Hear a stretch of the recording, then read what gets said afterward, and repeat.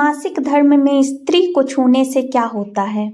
एक समय की बात है, भगवान शिव और माता पार्वती कैलाश पर्वत पर बैठे हुए थे। तभी माता पार्वती ने भगवान शिव से कहा, स्वामी, मेरे मन में दो प्रश्न उठ रहे हैं, आपकी आज्ञा हो तो मैं आपसे पूछूं। भगवान शिव ने कहा, पूछो देवी, आपके मन में क्या प्रश्न आ रहे हैं। तब माता पार्वती कहती है, स्वामी, किस पाप के कारण स्त्रियों को मासिक धर्म की पीड़ा सहनी पड़ती है। और मेरा दूसरा प्रश्न है, एक रजस्वला स्त्री को कौन से कार्य नहीं करने चाहिए जिससे उन्हें पाप लगता है। भगवान शिव कहते हैं, हे देवी, आज आपने मानव जाति के कल्याण के लिए बहुत ही महत्वपूर्ण प्रश्न किए हैं। तुम्हारे इन प्रश्नों के उत्तर माधव पंडित की इस प्राचीन कथा से प्राप्त हो जाएंगे। इस महान कथा को सुनने मात्र से ही समस्त पापों का नाश होता है। जो भी पति पत्नी इस कथा को ध्यान पूर्वक सुनते हैं, उनके घर के सारे क्लेश मिट जाते हैं और उन्हें सौभाग्य की प्राप्ति होती है। इसलिए हे देवी, आप भी इस कथा को ध्यान पूर्वक सुनना। माता पार्वती कहती है, हे स्वामी, यह माधव पंडित कौन है और उनके आचार विचार कैसे थे, और मैं इस कथा को अवश्य ध्यान से सुनना चाहती हूँ। कृपया आप इस कथा को मुझे सुनाना आरंभ कीजिए। मैं ध्यानपूर्वक इस कथा को पूरी सुनूंगी। फिर भगवान शिव कहते हैं, हे देवी, प्राचीन समय की बात है। मल्हार देश में एक बहुत ही सुंदर और रमणीय नगर था। उस नगर में माधव नाम का एक पंडित रहता था। उसकी समस्त शास्त्रों और वेदों का ज्ञान था।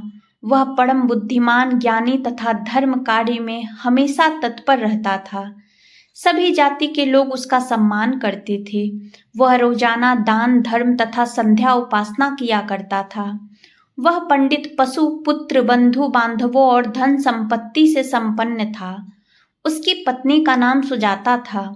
वह अत्यंत रूपवान, चरित्रवान, गुणवान तथा पतिव्रता स्त्री थी। फिर एक दिन उस पंडित ने अपने घर बहुत बड़े यज्ञ का अनुष्ठान करवाया और अनेक ऋषि मुनियों को जाकर स्वयं निमंत्रण दिया, और उस नगरी में निवास करने वाले समस्त मनुष्यों और ब्राह्मणों को उसने यज्ञ तथा भोजन के लिए बुलाया। फिर उस दिन अनेक ऋषि मुनि, उस नगरी के समस्त ब्राह्मण उसके घर आए। उस पंडित ने उन सभी का आदर सत्कार किया। फिर उसने सभी को घर के अंदर बुलाया और आसन पर बिठाकर भोजन कराया। ऋषि मुनियों और ब्राह्मणों को भोजन कराने के बाद उसने भगवान शिव का स्मरण करते हुए सभी को कपड़ों आदि का दान करके विदा किया। वे सभी माधव पंडित को आशीर्वाद देकर वहां से चले गए। उसके बाद उसने अपने परिवार के बंधु बांधवों तथा अनेक गरीब और भूखे लोगों को भोजन कराया। इस प्रकार से सभी को भोजन कराने के बाद और अनुष्ठान से निवृत्त होकर जब वह पंडित अपने घर के द्वार के सामने खड़ा था, तो उसने घर के सामने एक बकरी और एक सांड को बातें करते देखा। उसने बकरी और सांड की पूरी बात सुनी तो उसे बड़ा आश्चर्य हुआ। वह बकरी और सांड उसके माता पिता ही थे, जो पिछले जन्म के पाप के कारण इस जन्म में बकरी और सांड बन गए थे। तब वह पंडित मन ही मन सोचने लगा, यह दोनों तो साक्षात मेरे माता पिता ही हैं, जो मेरे घर पर पशु बनकर आए हैं। किस कारण से इन दोनों को पशुओं का शरीर प्राप्त हुआ है? अब उनके उद्धार के लिए मैं क्या करूं? इस प्रकार के प्रश्न मन में विचार करते हुए उस पंडित को रात भर नींद नहीं आई और वह रात भर भगवान शिव का स्मरण करते हुए सोच विचार करने लगा। उसने सोचा, मेरे माता पिता की मुक्ति का उपाय केवल श्रृंगी ऋषि ही बता सकते हैं। फिर सुबह होते ही माधव पंडित स्नान आदि कार्य से निवृत्त होकर श्रृंगी ऋषि के आश्रम पर पहुंच गए। आश्रम पर पहुंचते ही श्रृंगी ऋषि ने माधव का स्वागत किया और कहने लगे, हे पंडित जी, आज किस कारण से हमारे आश्रम में आगमन हुआ है? आपके मुखमंडल पर यह कैसी उदासी छाई हुई है? बताइए, आपके दुख का कारण क्या है? फिर माधव पंडित कहते हैं, हे गुरुदेव, आपके श्री चरणों में सादर प्रणाम। आपके दर्शन से मेरा जन्म सफल हो गया। हे गुरुदेव, आज मैं आपके पास एक जटिल प्रश्न लेकर आया हूँ। कृपा करके आप ही मुझे इस कष्ट से बाहर निकाल सकते हैं। मैं अत्यंत दुखी और निर्बल हो गया हूँ। श्रृंगी ऋषि कहते हैं, हे पंडित जी, चिंता ना करें। जो भी प्रश्न है निसंकोच होकर पूछिए, मैं आपकी अवश्य ही समस्या का समाधान करूंगा। फिर माधव पंडित कहते हैं, हे गुरुदेव, कल मैं अपने घर पर शिव चर्चा रखी तथा अनेक ब्राह्मण और भूखे लोगों को भोजन कराया, विधि पूर्वक भगवान शिव का पूजन किया। फिर मेरे द्वार के ठीक सामने एक बकरी और सांड आया। फिर दोनों मेरे घर के सामने खड़े होकर बातें कर रहे थे। सबसे पहले बकरी उस सांड से इस प्रकार से कहने लगी, हे स्वामी, आज जो घटना घटी उसे ध्यान से सुनिए। हमारे पुत्र के घर में ब्राह्मणों के भोजन के लिए जो दूध रखा हुआ था, उस दूध में एक सांप ने अपना जहर उगल दिया था, जिसे देखकर मुझे बड़ी चिंता होने लगी। इस दूध से भोजन बनने वाला था। अगर सभी लोग उस दूध को खा लेते तो उनकी मृत्यु हो जाती। इसलिए मैंने उस बर्तन से सारा दूध पी लिया और जब बहू की दृष्टि मुझ पर पड़ी तो उसने मुझे खूब पीटा, जिससे मेरा अंग भंग हो गया है। मुझे बहुत पीड़ा हो रही है। इसी कारण से मैं लड़खड़ाते हुए चल रही हूँ और मुझे यह पीड़ा सहन नहीं हो रही है। बकरी की बात सुनकर वह सांड बहुत दुखी हुआ और वह खुद का वृतांत सुनाने लगा। हे प्रिया, अब मैं तुम्हें अपना दुख का कारण सुनाता हूँ। मैं पूर्व जन्म में इस माधव पंडित का पिता था। आज उसने सभी ऋषि मुनियों और ब्राह्मणों को भोजन कराया, किंतु इसने मेरे सामने थोड़ी सी भी घास नहीं डाली और ना मुझे जल पिलाया। इसी कारण से मैं बहुत दुखी हो गया हूँ। फिर माधव पंडित कहता है, इस प्रकार से अपने माता पिता को बकरी और सांड के रूप में ऐसी बातें करते हुए देखकर मुझे बड़ा दुख हुआ और मुझे रात भर नींद नहीं आई। हर क्षण मुझे चिंता सता रही है।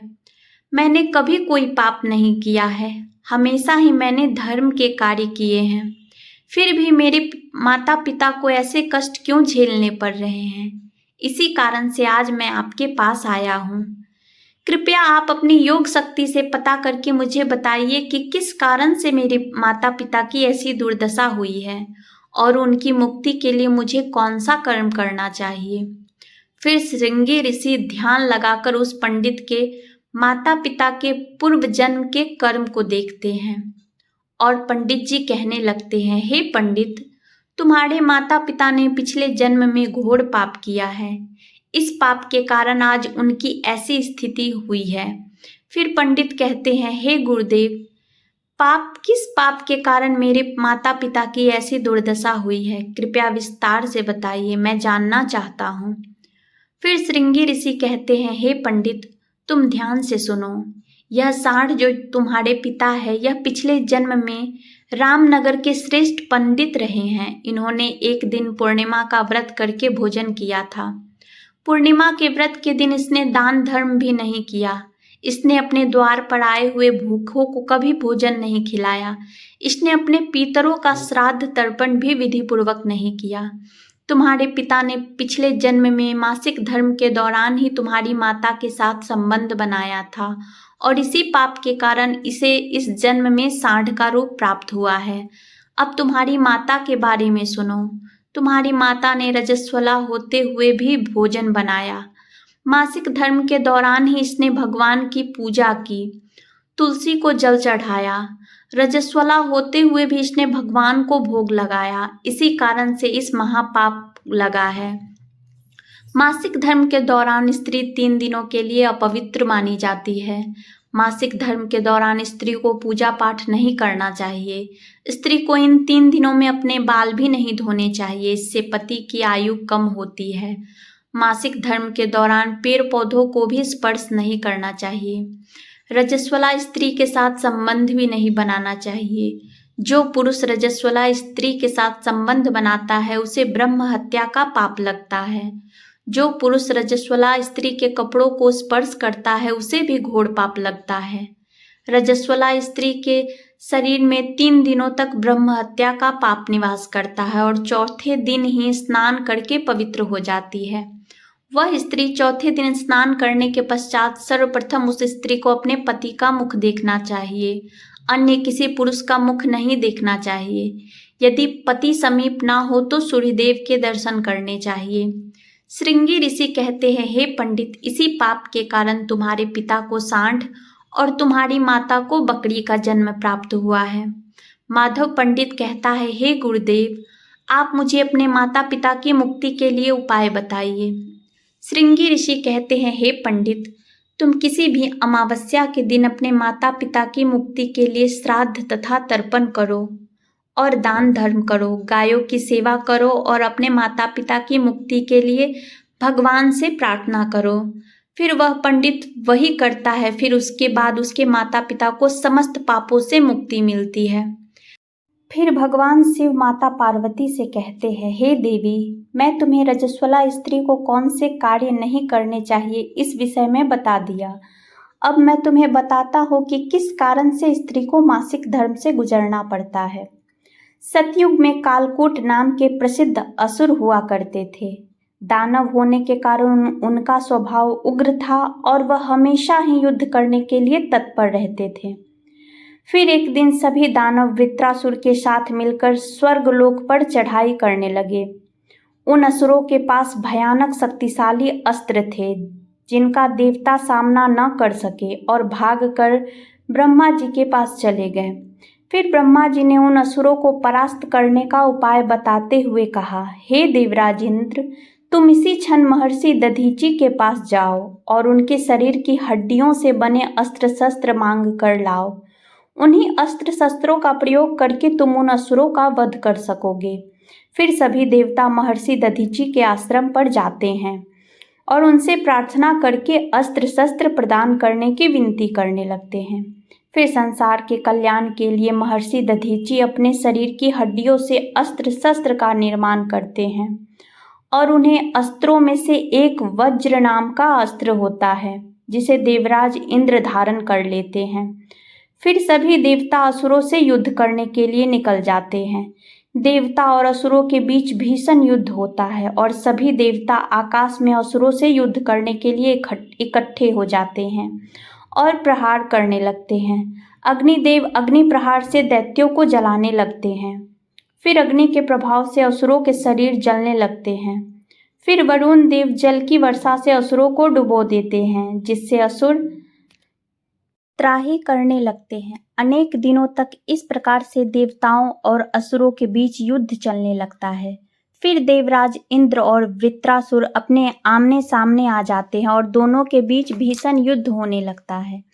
फिर देवराज इंद्र अपने वज्र का प्रहार करके वृत्तासुर को मार डालते हैं। वृत्तासुर की मृत्यु होते ही उसके शरीर से ब्रह्म हत्या बाहर निकलती है और देवराज इंद्र का पीछा करने लगती है। फिर वह ब्रह्म हत्या इंद्र के शरीर में प्रवेश कर जाती है, जिससे इंद्र को ब्रह्म हत्या का पाप लगता है। फिर देवराज इंद्र ब्रह्मा जी के पास जाते हैं और उनसे ब्रह्म हत्या से छुटकारा पाने के लिए कहते हैं। फिर ब्रह्मा जी उसे ब्रह्म हत्या को देवराज इंद्र के शरीर से बाहर निकलने की आज्ञा देते हैं और वह ब्रह्म हत्या इंद्र के शरीर से बाहर निकलकर ब्रह्मा जी से कहने लगती है, हे परमपिता, अभी तक मैं वृत्रासुर के शरीर में निवास कर रही थी क्योंकि उसने अनेक ब्रह्म हत्याएं की थी। जब इंद्र ने उसकी हत्या कर दी तो मैं इंद्र के शरीर में निवास करने लगी। अब आप ही मुझे उचित स्थान दीजिए जहां मैं रह सकूं। ब्रह्म हत्या मैं तुम्हें उचित स्थान देता हूँ। फिर ब्रह्मा जी ने ब्रह्म हत्या के 4 भाग कर दिए और कहा, हे ब्रह्म हत्या, तुम्हारा एक भाग अग्नि के भीतर रहेगा। जो भी मनुष्य अग्नि को आहुति नहीं देता तो तुम उसके शरीर में प्रविष्ट कर जाना। दूसरा भाग जल के भीतर रहेगा। जो भी जल में गंदगी फैलाएगा अथवा मलमूत्र का त्याग करेगा तुम उसके शरीर में प्रवेश कर जाना। तुम्हारा तीसरा भाग पेड़ पौधों में रहेगा। जो भी मनुष्य बिना कारण ही वृक्षों को काटेगा उसे भी ब्रह्म हत्या का पाप लगेगा। फिर ब्रह्मा जी ने अप्सराओं को अपने पास बुलाया और कहा, हे अप्सराओं, इस ब्रह्म हत्या का 1/4 भाग तुम ग्रहण करो। अप्सराएं कहने लगी, हे प्रभु, आपकी आज्ञा से हम इसे ग्रहण करने के लिए तैयार हैं, किंतु हमें भी इससे मुक्ति का उपाय बताइए। फिर ब्रह्मा जी कहने लगे, हे अप्सराओं, जो भी पुरुष रजस्वला स्त्री के साथ संबंध बनाएगा उसके अंदर यह ब्रह्म हत्या प्रवेश कर जाएगी। इस प्रकार से ब्रह्मा जी ने ब्रह्म हत्या के 4 भाग कर दिए। एक अग्नि में, दूसरा जल में, तीसरा पेड़ पौधों में और चौथा स्त्रियों के अंदर प्रवेश कर गया। इस प्रकार ब्रह्म हत्या के पाप के कारण स्त्रियों को मासिक धर्म होता है। जो भी पुरुष मासिक धर्म के दौरान स्त्रियों को स्पर्श करता है अथवा उसके साथ संबंध बनाता है, उसे ब्रह्म हत्या का पाप लगता है। भगवान शिव कहते हैं, हे देवी पार्वती, इस प्रकार से मैंने आपको स्त्री के रजस्वला होने के पीछे के कारण और रजस्वला स्त्री को कौन से कार्य नहीं करने चाहिए आदि के विषय में बता दिया है। फिर माता पार्वती कहती है, हे स्वामी, आज आपने मुझे बहुत ही महत्वपूर्ण ज्ञान दिया है। मैं भी आपको वचन देती हूँ कि जो भी स्त्री मासिक धर्म के दौरान पूजा पाठ करेगी और अपने पति के साथ संबंध रखेगी, उसके घर में कदापि प्रवेश नहीं करूँगी। अगर आपको वीडियो अच्छी लगी हो तो मेरे चैनल को सब्सक्राइब करें, वीडियो को लाइक करें। धन्यवाद।